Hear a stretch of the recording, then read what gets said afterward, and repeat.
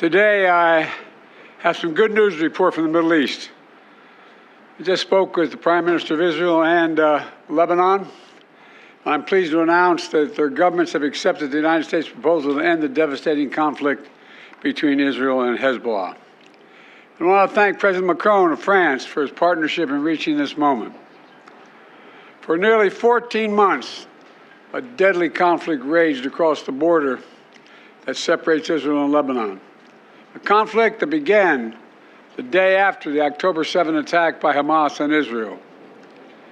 Hours later, at 2 a.m. in the morning, Hezbollah and other terrorist organizations backed by Iran attacked Israel in support of Hamas. Let's be clear, Israel did not launch this war. The Lebanese people did not seek that war either, nor did the United States.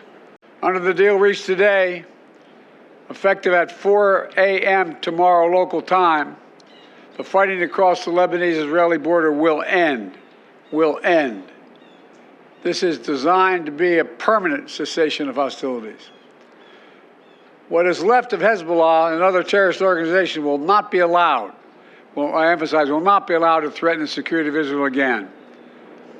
Over the next 60 days, the Lebanese army and state security forces will deploy and take control of their own territory once again. Hezbollah terrorist infrastructure in southern Lebanon will not be allowed to be rebuilt. And over the next 60 days, Israel will gradually withdraw its remaining forces. And civilians on both sides will soon be able to safely return to their communities and begin to rebuild their homes, their schools, their farms, their businesses, and their very lives. We're determined this conflict will not be just another cycle of violence.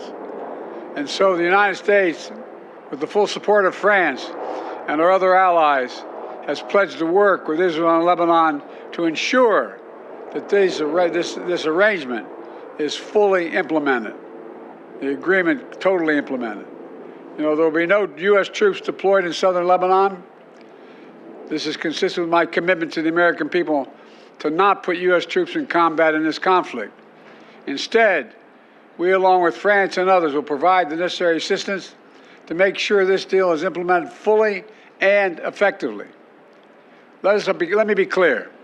If Hezbollah or anyone else breaks the deal and poses a direct threat to Israel, then Israel retains the right to self-defense, consistent with international law, just like any country when facing a terrorist group pledged to that country's destruction.